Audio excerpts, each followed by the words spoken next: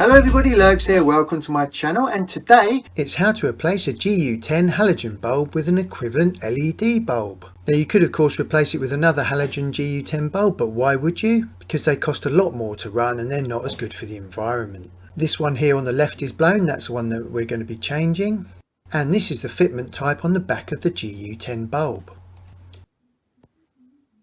Please don't replace me, please don't replace me. I'm sorry we've got to replace you. You're a dirty, unenvironmentally friendly, burning hot halogen bulb. First thing you must do is switch off the light switch. And a quick word of caution, if you're replacing a working halogen bulb, make sure that it's been off for a long time before you unscrew it, because these bulbs get extremely hot, and if you try and unscrew it when it's been on, it will literally melt your skin.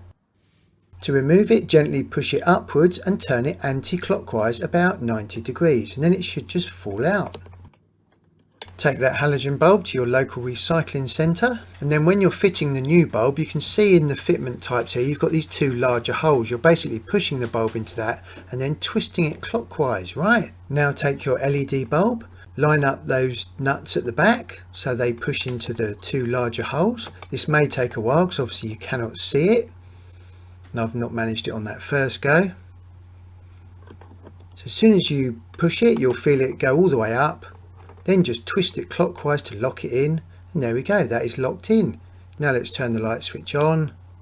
Oof, blinded. And LED bulbs use a lot less power and they're much more environmentally friendly. And I tell you what, these LED bulbs are really good for charging up your analog watch. Superb. Little Hand says it's time to rock and roll. Actually, Little Hand says it's time for a cup of tea. Oh.